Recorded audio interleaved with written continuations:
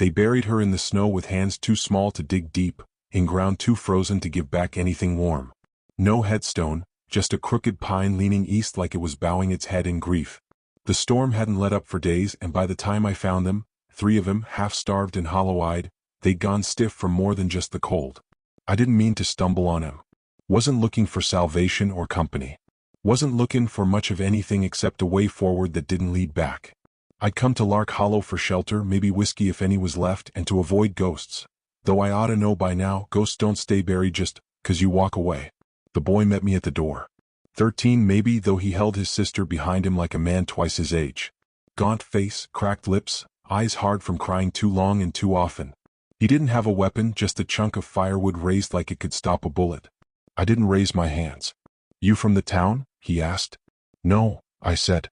"You?" He didn't answer, just stared. The girl peeked around his coat, 7 maybe 8, with a threadbare shawl around her shoulders and hair like straw soaked in snowmelt. Behind them, inside the cabin, I saw another child lying on a cot, unmoving. "I ain't here to hurt no one," I said. "You look like you could use a fire." "We got one," the boy lied. The hearth behind him was black as tar, the kind that don't burn right. I nodded slowly. "Name's Briggs. John Caleb. Used to ride for McCall's mail route years back." Still nothing. The boy's grip on the wood loosened just enough to show how cold his hands were. "I ain't riding for no one now," I added. "Not even myself." He looked at the girl, then stepped aside. Inside smelled of wet wool and stale breath. No meat. No stew. Just silence and snow creeping through the cracks in the window boards. The third child, a boy no older than 10, lay pale and quiet, lips purpled. I thought he might be dead till his chest fluttered. Not a breath. A flutter. "We buried Ma this morning," the girl said, quiet as dust. "Up back. Under the pine." The boy finally, "She told us to stay warm. That she'd come back if we did. But we couldn't keep it lit. We tried. His voice cracked and stopped. I set down my pack near the hearth and knelt. Pulled flint from my coat and scraped it into a bundle of dry shreds from my pocket. Took a few tries, but soon a tongue of fire caught and licked the wood like it had been starving too. "Ma didn't want to go," the girl whispered. "She tried to wait for help. Said someone would come." I didn't answer. What could I say? That sometimes helps, just another word for too late? They had names, eventually. Thomas, the oldest. Annie, the little girl. The boy on the cot was Eli. Fevered. Breathing shallow. Skin like ice crust. I gave him jerky from my pack. Didn't have much, but they tore it with their teeth like wolves. I boiled snow over the fire, made weak coffee, let Annie warm her fingers on the tin cup. She looked at me like I was something from a story. Not a hero. Just someone real. "Where you headed?" Thomas asked. "Nowhere," I said. "Not anymore." He nodded like that made sense. I tried not to stare at Eli, but my eyes kept drifting back. I'd seen that stillness before. Same way my daughter looked near the end. Cheeks drawn, hands twitching like the body couldn't decide whether to hold on or let go. "You got a doctor with you?" Annie asked, too hopeful. "No, darlin'. She turned her face toward the fire, shoulders sagging. I looked at Thomas. "You're the man of the house now." His chin lifted just a little. "You got a rifle?" "Rusty one. Ain't got no bullets." I nodded. "You'll need some. Storm's letting up. Won't be long before worse than cold comes sniffing." "What do you mean?" I didn't answer. Instead, I stepped outside. Snow had eased into a slow, steady fall. The grave wasn't hard to find. No marker, just that pine bent in grief like the kid said. Fresh soil scraped into a rough mound. Half covered in white again already. I stood there a long while. Didn't say anything. Didn't pray. That had stopped working for me years back. But I listened. You can hear things in the snow if you stand still long enough. Your heartbeat. The breath of the trees. Regret. I lit a smoke and leaned against the pine. In my mind I saw my Mary. Not my wife, she died clean in her sleep, but my little girl, the one who burned with fever and begged for me while I rode south for revenge on a man whose name I can't remember now. The doctor arrived a day too late. So did I. Back in the cabin, the fire had grown. Eli was still out cold, but his color looked less ghostly. Thomas sat beside him, wrapping an extra blanket around the boy's legs. Annie had curled up next to the hearth, clutching a ragged doll that had lost one eye and both arms. I hung my coat and sat down. "You're staying?" Thomas asked. "For a bit," I said. He didn't argue. That night I dreamed of Mary. She was standing in snow, barefoot, hair flying in wind that didn't touch me. "They buried me too," she said. "Can you save them?" I woke with my jaw clenched and my shirt damp with sweat. Before dawn, I went to the edge of town to scout. Lark Hollow had been dead long before the storm. Just 24 buildings half collapsed. Once had a mine nearby, then it dried up and the people left like autumn birds. Now it was just ghosts and snow and whatever scavengers passed through. But there were fresh tracks in the drifts, horse prints, deep ones. 4 riders, maybe 5, heading toward town. I cursed under my breath. Back at the cabin, I wiped snow from my boots and shut the door behind me. "They're coming," I told Thomas. He looked up, alert. "Who?" "Outlaws. Maybe worse." His face stiffened. "You sure? Rode with men like that?" "I know how they move. They saw the smoke. Might think there's something worth talking. We need to be ready." Annie clutched the doll tighter. "We don't got anything." "Doesn't matter," I said. "Sometimes men don't take 'cause they need. They take 'cause they can." I rummaged through my saddlebag, pulled out 2 rounds and handed them to Thomas. "One for each of us." His eyes widened.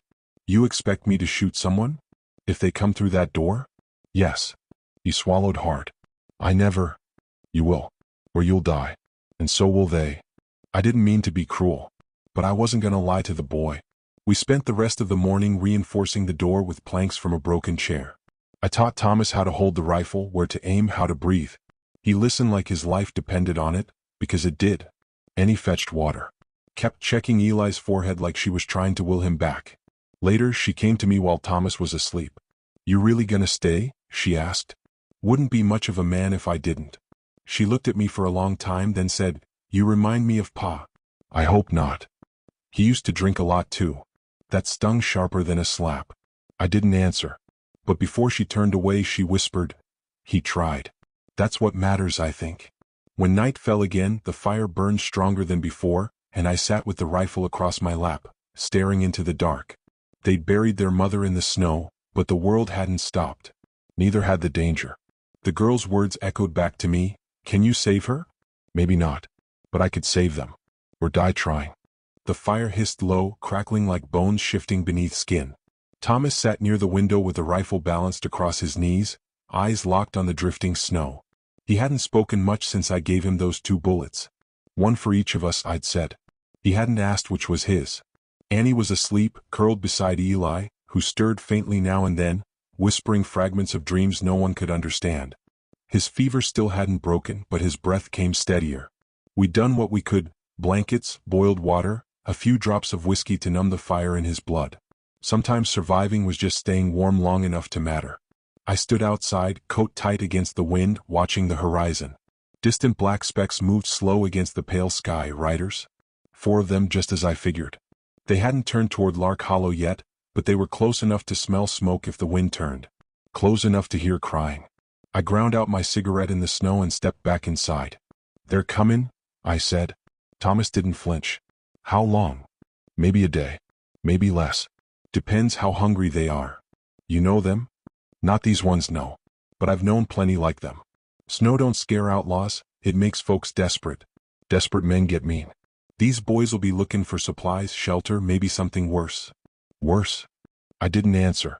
Some truths ain't meant for kids to carry. He nodded anyway, like he understood. We spent the morning turning that ramshackle cabin into something that might pass for defensible. Moved a table in front of the door, wedged the chairs behind it. Nailed shutters shut, hammered a few boards over the broken back window. It wouldn't stop a determined man, but it'd slow him. And sometimes that was enough. I taught Thomas how to load the rifle proper, how to brace it against his shoulder. He flinched at the recoil the first time we dry fired. I made him do it again and again till the movement was clean. He was scared. I could see it in his hands, how they shook when he thought I wasn't watching. But he didn't whine. Didn't run. That counted for something. "You ever shoot someone?" he asked, eyes on the stock. "Plenty," I said. "Ever regret it?" "Every damn day." He looked down. "You think I'll have to?" "Hope not." "Yeah," he said. "Me too." Around noon, I took a walk toward the edge of town to get a better look. The wind had settled some, and I spotted their camp tucked in the grove past the old mill. They weren't hiding, which meant they weren't afraid. Horses tied to trees, smoke rising from a fire pit. They had enough gear to mean trouble and not enough sense to be subtle. I crept closer, keeping downwind, boots light. I could hear laughter, sharp, cruel. One man sharpened a knife on a whetstone. Another gutted a rabbit like he was undressing it. The leader sat a little apart, wrapped in a wolfskin cloak, dark beard peppered gray. He held a small Bible in one hand and read aloud in a voice like broken glass. "Reckon he's the kind that finds God in the blood," I muttered. Silas Crow. I hadn't seen him in years, but you don't forget men like that. Used to ride with the dust dogs out east. Preacher turned bounty turned bastard. Rumor was he baptized folks in river water and bullets. I watched them long enough to know they weren't just passing through. They were waiting, measuring the land, planning.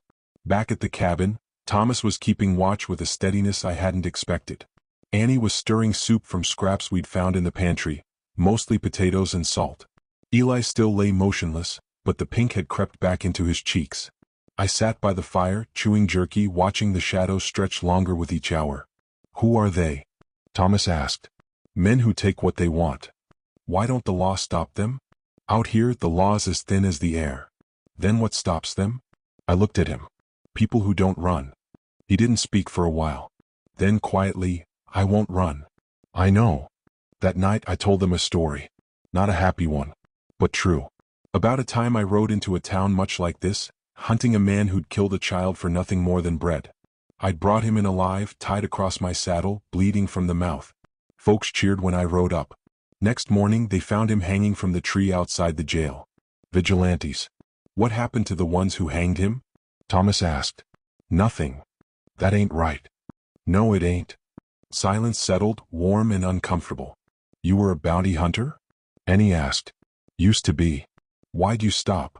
I stared at the flames. Started hating the man I had to be to get paid. They didn't ask more. Later, when they slept, I sat awake, rifle across my lap, staring out the window. Snow fell soft, like feathers drifting from the sky. The kind of quiet that comes before bad things. My back ached. My fingers twitched. But I didn't blink. Just before dawn, I heard something, movement outside. Slow. Careful. I grabbed the rifle, eased toward the door, motioned Thomas to stay down. Opened the door an inch and waited. A figure crept past the barn, crouched low. I stepped out silent as death and pressed the barrel against the back of his neck. "Don't move." He froze. Dropped the knife. It clattered into the snow. I kicked it away and spun him around. Young. Dirty. Maybe 20. Eyes wide. "Didn't mean nothing by it," he stammered.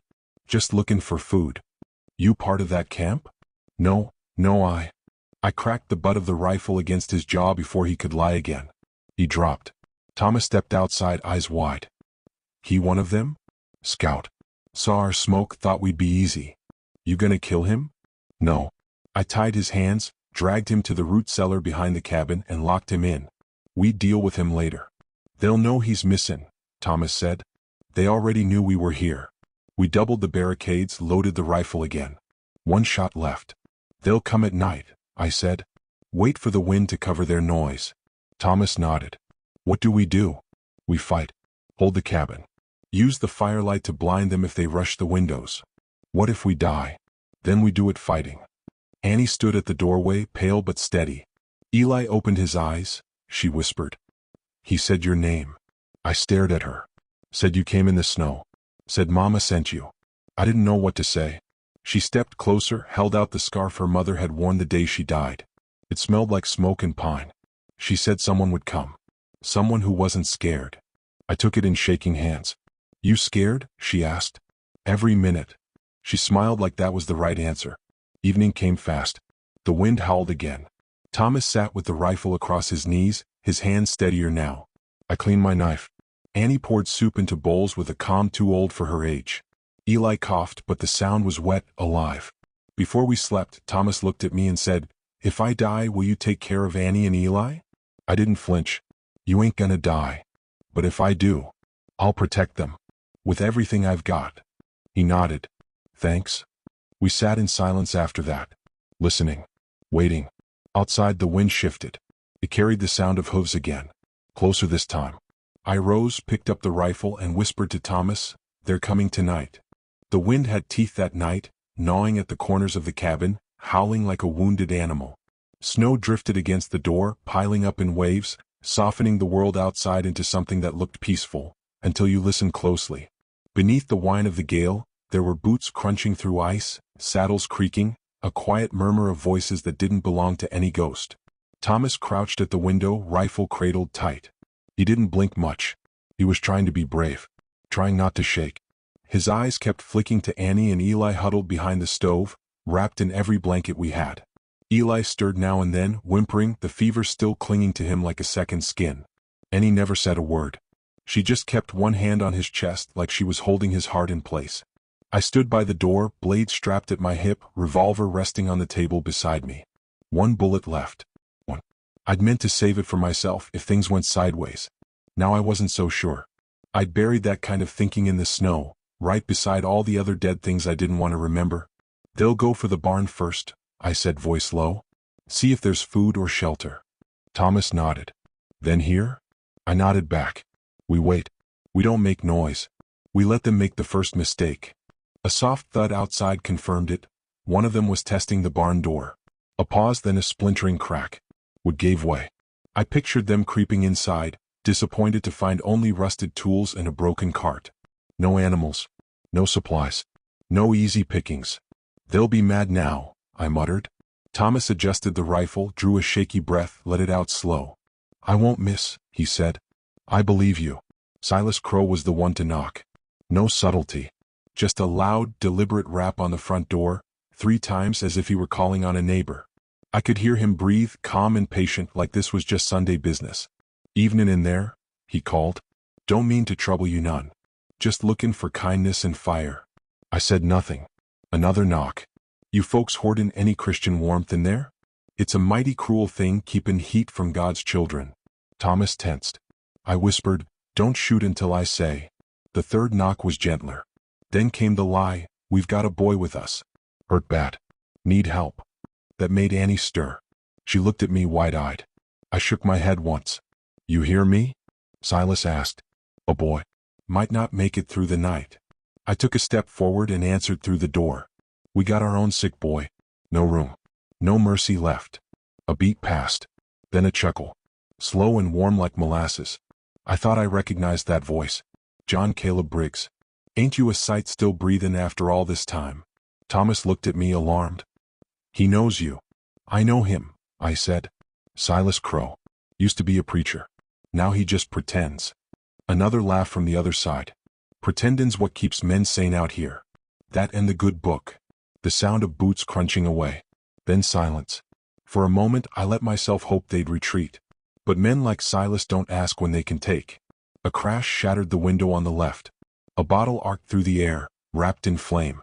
It burst against the floor, fire licking toward the blankets. Annie screamed. I lunged for the bucket, doused the blaze before it could catch the floorboards. Smoke curled toward the ceiling, filling the room with the stink of kerosene and char. Thomas? I barked. He fired. A flash from the window. A grunt outside. Then silence again. He reloaded with trembling hands. You hit him? I think so. I crouched beside him. Next one, aim lower. Most men hunch when they run. Another shout outside. Silas again. We'll burn you out if we have to, John. You've made your bed. A bullet slammed into the front wall, punching splinters into the air. Another hit the window frame, close enough to whistle past my ear. They're flankin', I said. 2 on each side. Thomas handed me the rifle. Take it. No. This one's yours. You earned it. Another bottle flew. This time it missed the window, shattered against the outer wall. I stepped outside before the next came, silent as frost. The snow muffled everything. I moved around the cabin's edge, pistol drawn, eyes sharp. A shadow darted near the barn, tall, fast. I fired. The man dropped without a sound. One. Footsteps crunched to my left. I turned in time to catch a fist to the jaw. Went down hard. My gun skittered across the snow. The man stood over me, knife in hand. You ain't as fast as they said, he sneered. I jammed my boot into his knee. He shouted. I rolled, grabbed the knife from my belt and drove it upward. It slid through his coat and into the soft meat of his side. His breath caught. He dropped.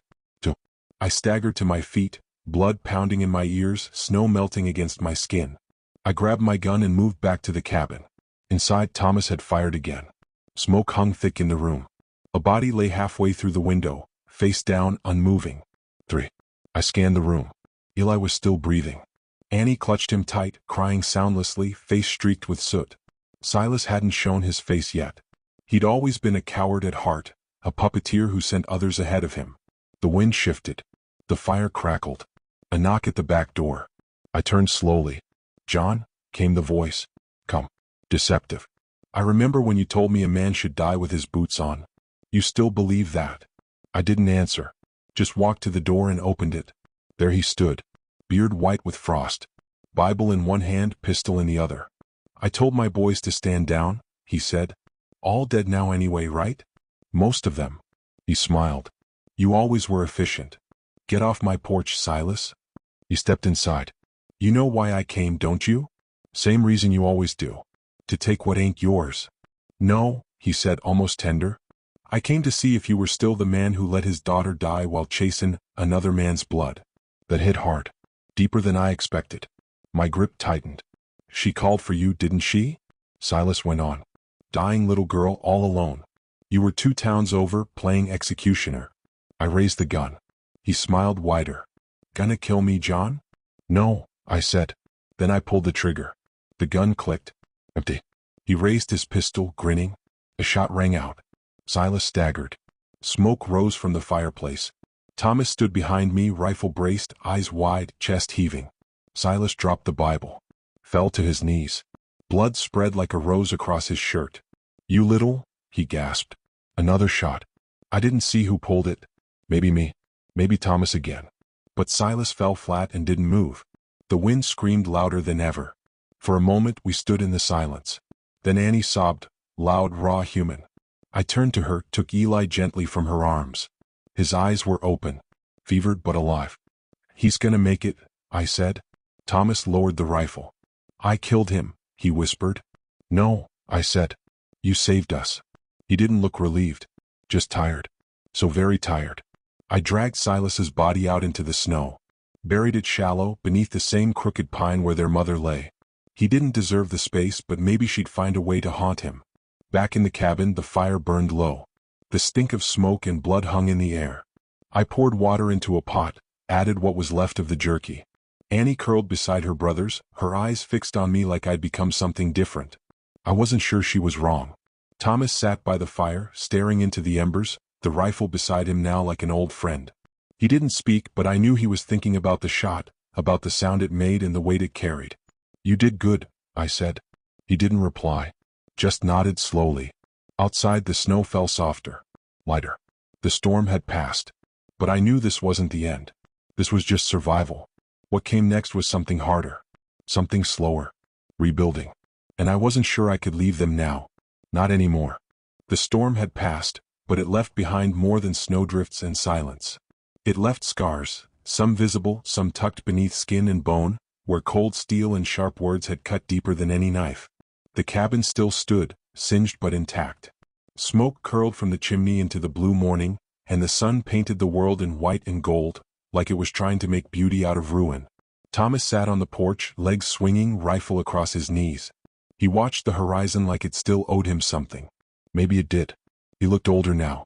Not in his face, which still had softness around the eyes, but in the way he carried himself, like someone who'd walked through fire and figured out how to keep walking. Every hour since that night, he checked the windows, scanned the tree-line, counted the silence. Survival had carved itself into his habits. Inside, Annie fed Eli spoonfuls of potato mash, humming softly as she did. The boy's color had returned slowly, like a curtain lifting from a darkened stage. His fever was broken. His voice had returned in whispers.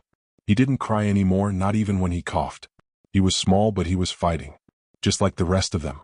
I stood by the stove, stirring beans. The heat felt good on my knuckles, which were still bruised from the fight. My ribs ached, and the cut above my eye stung when I blinked too hard. But I was breathing. Still here. Still useful. We hadn't said much about Silas since we buried him.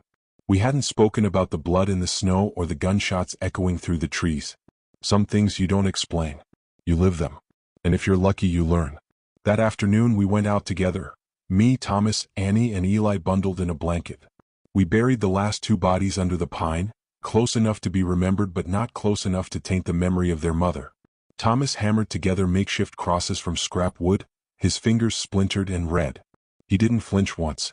"We should say something," Annie whispered. Thomas looked at me. I gave him a nod. He cleared his throat, awkward, and stepped forward. "They were bad men," he said.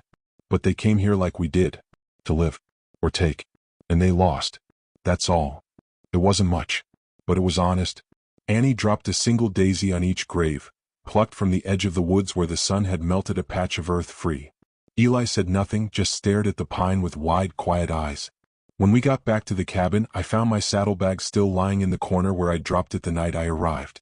I sat down beside it, pulled out the flask I hadn't touched in days. It still had weight. Still held temptation. I turned it over in my hands, staring at the dent near the base, left there years ago in a fight I barely remembered. I stood up, walked outside, and threw it into the snow. Thomas watched me from the steps. "You quit tin? Try and dot." He nodded once like that was good enough. The next morning we set about mending the cabin. I helped Thomas reinforce the walls, patched the roof with tar cloth and timber pulled from the barn. He learned fast, how to measure twice, cut once, how to listen for weakness in the wood. Annie swept the floor, tidied the shelves, polished the broken lanterns until they shone again. She even found a cracked mirror buried under a pile of rags and hung it by the door. Eli stayed near the fire, reading from an old almanac he found under the bed. He liked the maps. Said they made him feel like there were still places left to go. By week's end, Lark Hollow didn't feel like a graveyard anymore. It felt like something waking up. Then came the rider. He showed up just after noon, a long shadow against the snow. His horse limped slightly, and his coat was stitched with dust and old bullets. He raised one hand in peace as he approached, stopping 20 feet from the porch. "I ain't here to cause trouble," he called. I stepped forward, hand near my revolver. "Then don't." He smiled. "Name's Maddox. I'm from Carson Ridge. Mayor sent me. We heard some noise out this way. Gunfire. Thought someone might be in need." Thomas stood beside me. Annie peeked out from behind the door. "You a lawman?" I asked. Maddox shook his head. "Not hardly. Just someone who helps when he can. We took care of the trouble." He nodded slowly. "I heard. Silas Crow's dead." I met his eyes. "He is." He dismounted, stretched his legs. "Well, that'll put a stop to a lot of nightmares." He looked over the cabin, the kids, the repaired fence, the smoke curling from the chimney. "You fixin' to stay?" he asked. I glanced at Thomas, then at Annie and Eli. "Hadn't decided." "You should. Place could use a man like you. Hell, 3 kids like that? They'd make this a real town again." I didn't answer. He handed me a folded letter. "Mayor wants someone to watch over the area. Sheriff died last winter. If you're looking for something to do with your time, consider it." He tipped his hat to Annie, winked at Eli, and rode off without waiting for a reply. I stood there long after he was gone, staring at the paper in my hands. Inside, Thomas spoke first. "You gonna take it?" I set the letter on the table. "What do you think?" He shrugged. "You already saved us. Feels like that's sheriff work." And he grinned. "You already tell people what to do." I laughed for the first time in weeks. It felt strange. Like finding a forgotten part of yourself, buried deep. That night, I sat with Thomas on the porch, both of us sipping from tin cups filled with warm cider. "You remember what Silas said?" he asked. "Which part?" "That you let your daughter die." I tensed, then slowly nodded. "Did you?" I left. I chased a man who didn't matter. When I came back, she was gone. He didn't speak for a while. Then he said, "I think she would have forgiven you, if she saw you now." I stared out at the dark horizon, throat tight. "I hope so," I whispered. Inside, Annie sang a soft tune. Eli laughed at something in his book. The sound drifted out into the night, mingling with the wind. "Do you think it's over?" Thomas asked. "Trouble always finds its way back," I said. "But we'll be ready next time." He nodded. "We're not just waiting to die anymore." "No," I agreed. "We're living." The stars came out, clean and bright, scattered across the sky like glass spread over black velvet. The world was still cold, still dangerous. But the fire inside the cabin burned strong. I had come to Lark Hollow looking for shelter from my past, from my guilt, from myself. Instead, I found 3 kids who taught me how to live again. They asked me to save her. I couldn't. But I saved them. And in doing so, they saved me too.